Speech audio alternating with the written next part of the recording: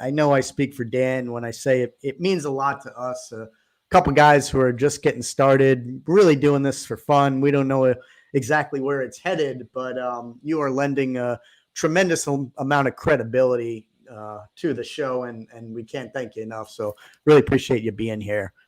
Yeah, Yeah, happy to thank you be very here. much. Happy to be here. Yeah, feel free to shoot any questions you have towards me. We Yes, we, sir. we Real got quick a before bunch you get for you. started, I got a trivia question for you. Can you Uh-oh. name the half of my team? Go ahead, Daytona, Oh, Tortugas. look at you.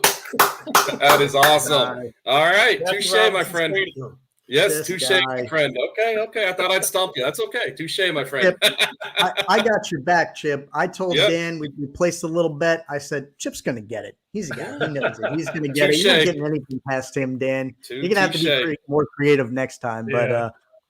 we got a bunch of questions for you, Chip. So we'll just jump right in. For the people listening out there, people who might not know who you are, I want to get a sense for your journey as a scout and what you've been doing for really, like I said, it seems like the better part of 2 decades now. Can you tell us a little bit about how you got started, what the transition was like for you going from a player into the scouting world, how you got started there? Is it something you were interested in? Did anybody kind of push you and recommend you into that? And what's your experience been like as a scout doing it for the better part of 2 decades? Yeah. Well, first off, I attended college and played baseball in college, and like every other college player, I had aspirations of playing in the big leagues one day. Was not drafted. Was able to sign as a non-drafted free agent after my senior year with the Orioles. They gave me a chance to go out and see how far I could go. So I bounced around the minors for a few years. When I got released, I had a scout by the name of Tim Wilkin, who's a legendary scout in this Tampa Bay area. Everybody in baseball knows him.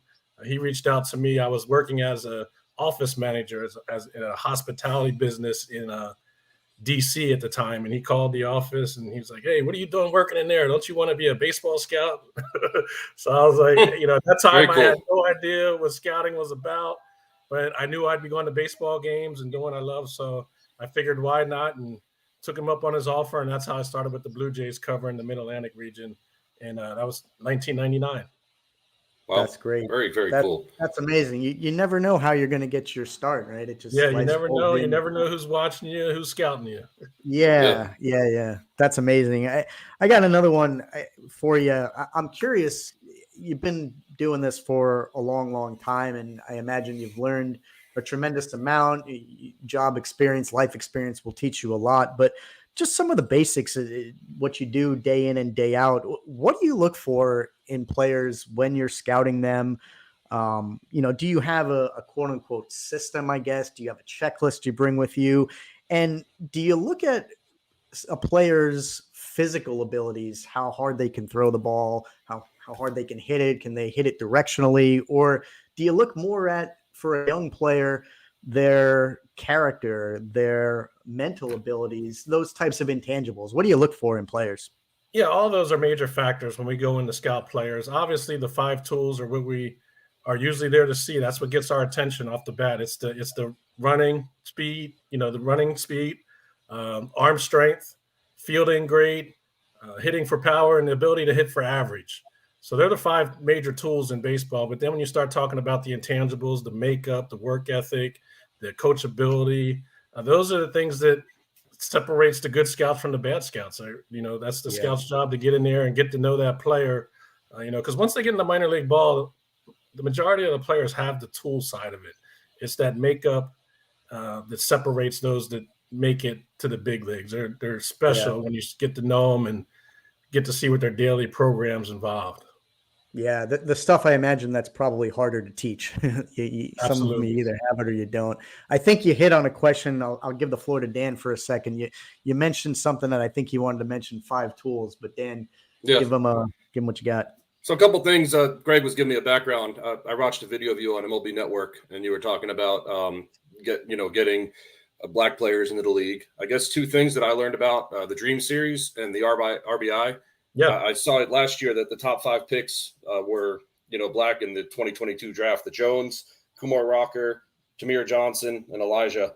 And I guess my goal, my question is, do you see a lot of progress in those two, leagues, or not leagues, but I guess goals that the leagues are For going? sure, And, for sure. Over the last few years, MLB has really made an effort to provide more different platforms for kids as a means of exposure. Obviously, cost has become a big factor in this game. It doesn't matter black, white, brown. The cost is getting outrageous in this travel ball industry, and it's a big business. Yes, and sir. Unfortunately, that moves a lot of people out of the sport. When we're out here looking for athletes, and you start talking about the numbers of scholarships available at the college level, it's much easier for an athlete to get a full ride on a baseball or football scholarship. That's just the fact definitely, of life right now. definitely. So when we're battling up against those other sports, you mix in the cost factor for these kids to go out and play in the summer and in the fall. We lose a lot of athletes in this game, unfortunately, and that's part of what MLB is doing now with these youth initiative programs. You mentioned Jackie Robinson. Another organization that's making a big impact is YDF, which stands for the Youth Development Foundation. Okay. And they've really created some very key events for getting kids exposure. One of those is the Hank Aaron 44 game, which they bring in 120 kids to Vero Beach, and they perform there for a couple weeks, and they select 44 of the top players there.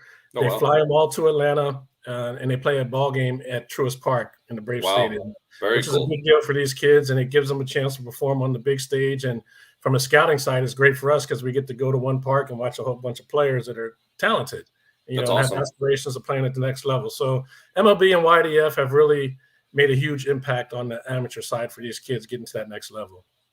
Very cool. Very cool. Yeah. Just, going off of that and talking about this recent draft, I think there's going to be a lot of good players out there. I mean, Paul Skeens, I think Dylan Cruz, I think he's going to be a very good player. What are your thoughts on, the top 10 picks from last year, or if you had any insight? I saw Max Clark was a number 3 pick for the Tigers. I don't know if you were working with them and got to scout him, or if he was, part of your decision to get drafted by the Tigers, because he was a pretty insightful player. I watched a little bit of his film. Yeah, last year this is my first year with the Tigers. I just formally started this past Monday, actually. Oh, so, my bad. I'm sorry. Yeah, that's all right. That's okay. For the last 2 years, I was with the Milwaukee Brewers, pretty much in the same capacity, special assistant to scouting, and did some international work as well. But those names you just mentioned, they're all special talents, and some guys blossom a little bit later. I mean, Dylan Cruz was a kid from down here in Florida, and we all scouted him, and goes to college. He gets bigger, he gets stronger, and ends up being a very special bat at the top of the draft. Max Clark's another one. I mean, he's one high school kid, obviously has strength, speed, special talent, and guys like that don't come around often. So I think the Tigers did a good job of grabbing him up at the top of the draft as well. Yeah, and they've not to bewilder the fact on the Tigers, but over the last few years, they've drafted well. Spencer Torkelson, they got Casey, the pitcher from Auburn, and Riley Green coming up through the system. So they've been doing very well. And I live in St. Augustine, and Greg's over in Sarasota, so I try to go to a lot of Lakeland games for spring training. So that's always a lot of fun. But going on to another question I have, Greg kind of touched on it. I guess going a little bit more elaborate, like describe a 5-tool player to you and what it means to you. I guess, kind of you've already touched on it. I just kind of wanted to see your insight just because you see it, on an everyday basis on your job. Yeah, well, five-tool players are special, and you don't see them every day. That's the special. Exactly. That's what makes them so special. Is there might be 1 or 2 in every draft. Max Clark was one we just talked about. I mean, he has a chance to be a 5-tool player. They don't come around often, true 5-tool players, and when you do, they're not hard to scout. Oh yeah, definitely not. Yeah. You know what I mean? Yeah. A person that has very little knowledge of baseball can go out to a high school field and tell that Max Clark's pretty good. So that's awesome. When you get those guys and those special guys into your organization and get a chance to develop them and be around them, they're the guys that end up impacting your team at the big league level and hopefully playing in the postseason, like some of these teams are now. Yeah, like that kid Evan Clark who was playing on the Rangers, 21-year-old. I mean, he's coming out of nowhere and he's having a heck of a postseason. So yeah, definitely. And, it takes longer for some guys. Some kids out of high school are able to go out and compete right away. And strength is the last tool out of the 5 tools. Strength is the last one to be developed. and that's the power tool. It makes sense. Yeah, it makes sense. Right. So some of these kids, they go off to college, they get a bit stronger and a little bit faster, and now you start to see the power. I mean, look at Trey Turner, for instance, this year. Oh, yeah. What he's done. I mean, he was a kid out of Florida, didn't have much power coming out, and he went to high school, went to college, NC State, and you started to see the power coming. He signs, and the power keeps coming, and it keeps coming, and now you turn on TV, it's like, wow, this is the same kid that was a little scrawny fast kid in high school out in Florida, you know, but it comes later for some players. Yeah, it's very, very cool. And I still have more questions, but I don't want to hog it. If Greg, you want to jump some down. Yeah, I got one I want to ask you, Chip. You know, anybody we talk to that works in sports in any capacity, for me, I kind of look at these guys in awe because I'm jealous. You know, you guys are doing something that I think a lot of people would love to do, be part of professional organizations. You know, we're sports guys. We geek out on this stuff. So in a lot of ways, I'm sure it's a ton of fun. Hopefully you enjoy it, but I'm curious, what are the tougher aspects of it? I imagine, you know, you're on the road a lot. If it's tough, if the travel ever gets to you.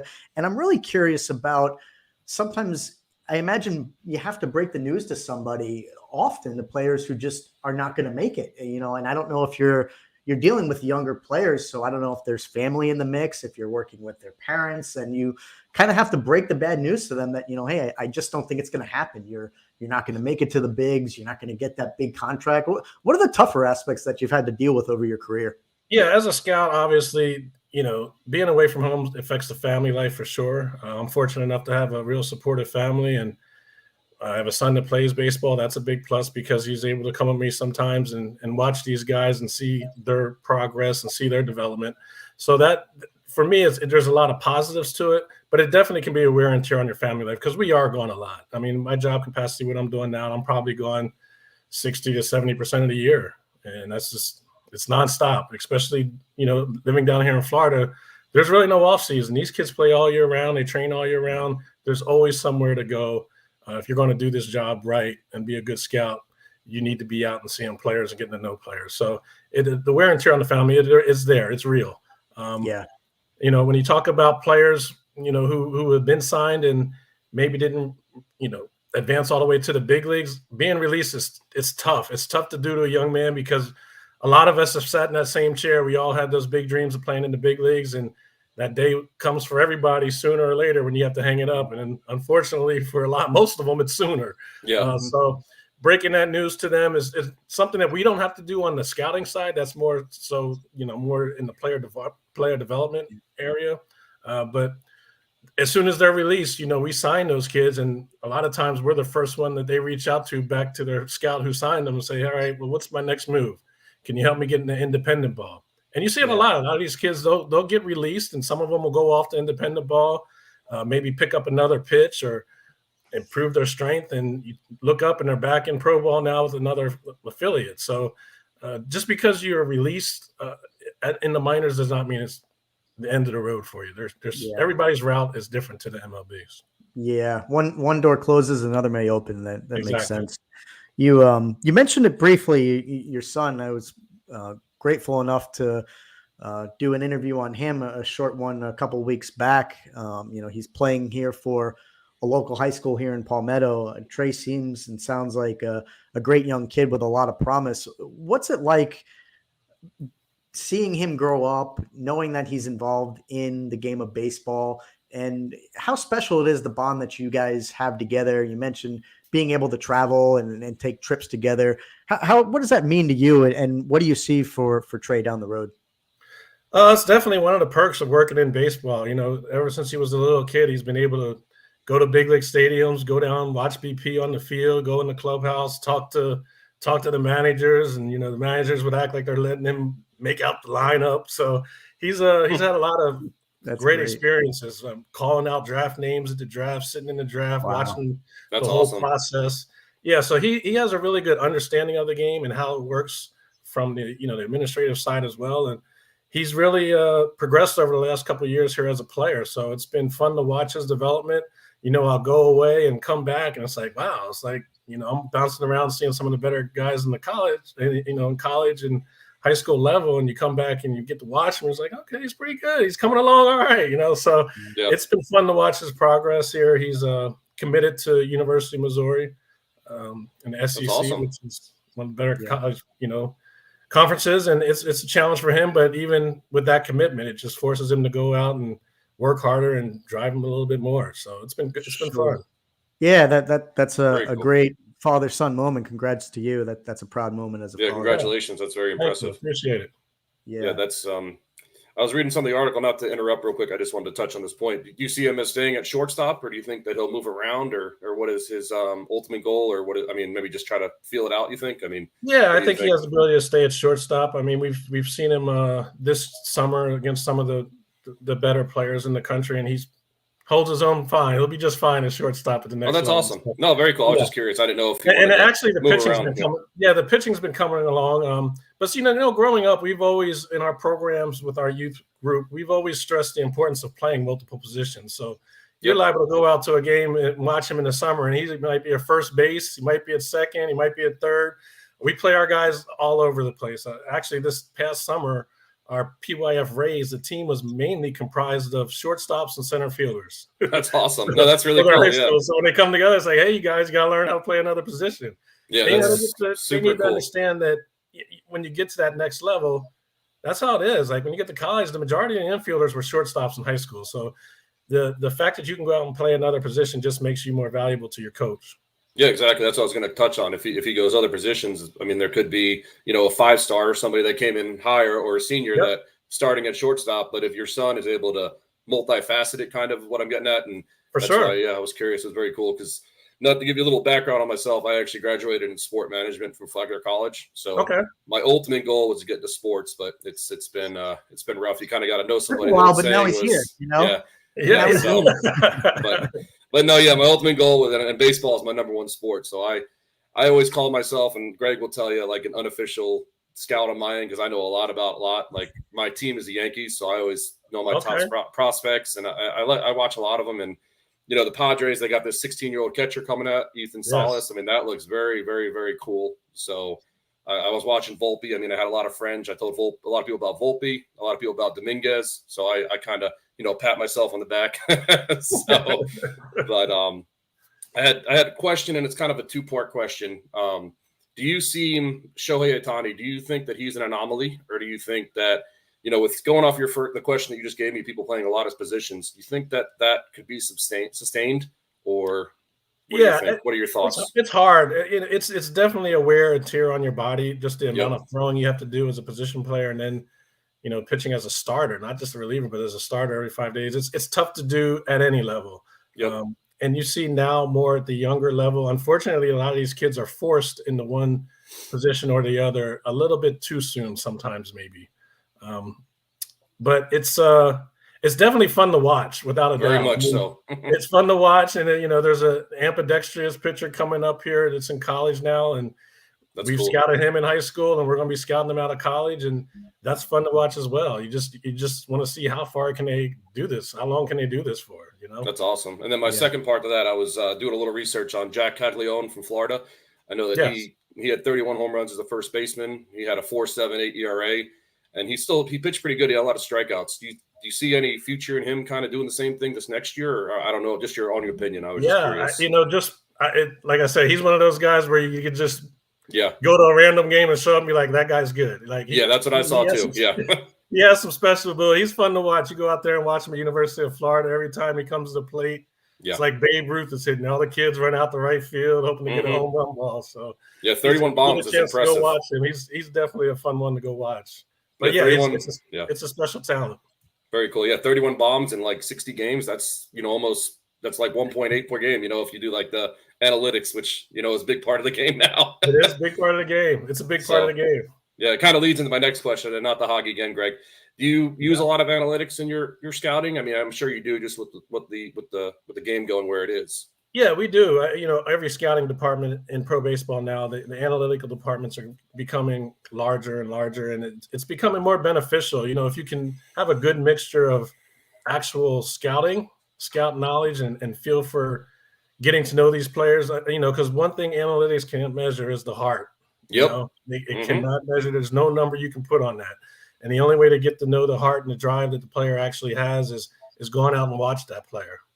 You talked about Volpe. He's another one. Like, coming up, you know, he was on that same Team USA with Riley Green and CJ Abrams and Wandy Morales. I mean, it was one of the best USA teams you've seen. And he was kind of overshadowed ability-wise, but when you watch how he played the game, grinded his bats out, competed, like those intangibles, it just, I mean, he's a leader. And you can see how that type of approach to the game and that type of attitude has allowed him to get to where he is now. Oh, heck yeah. I mean, he's up for a Gold Glove. I mean, as a 21-year-old, that's really impressive. Yeah, no, he's a good player.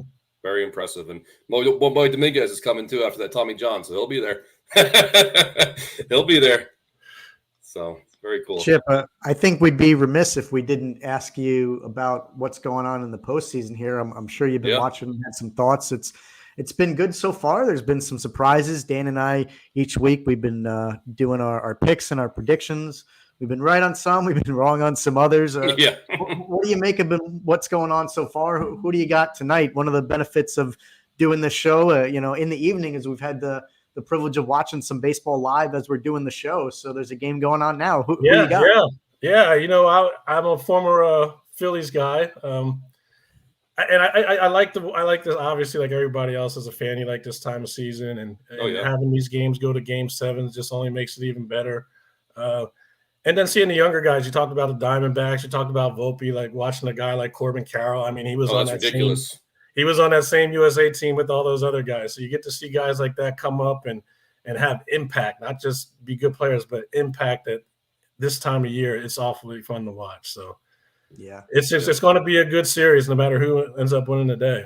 Yeah, they got my Yankee boy Rob Thompson as a coach, so we gotta love him. Yeah, for sure. And Kevin Long too, the hitting coach. We gotta love him. So you got some Yankees, and Corbin Carroll, 25-25, the first rookie to do that. I want to say in 40 years or so. That was pretty impressive. Yeah.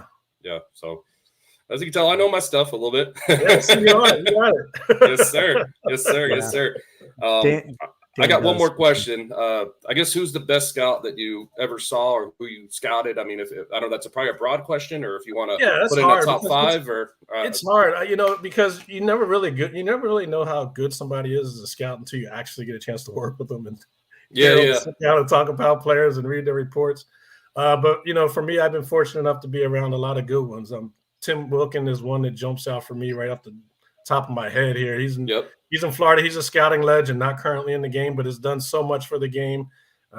He built the Blue Jays when the Blue Jays were great back in the day, and seen a lot of baseball, doesn't forget anything. So for me, he's number one. And, I've been fortunate enough to be around another one, Danny Montgomery, who's scouted quite a bit. He's with the Rockies right now, vice president of scouting.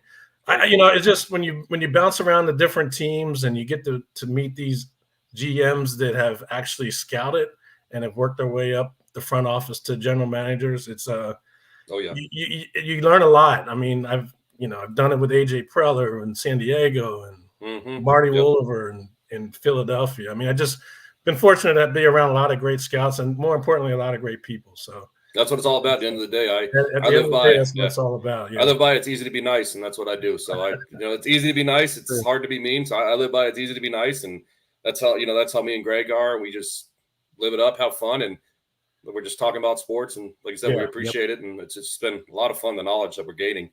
It has very much so.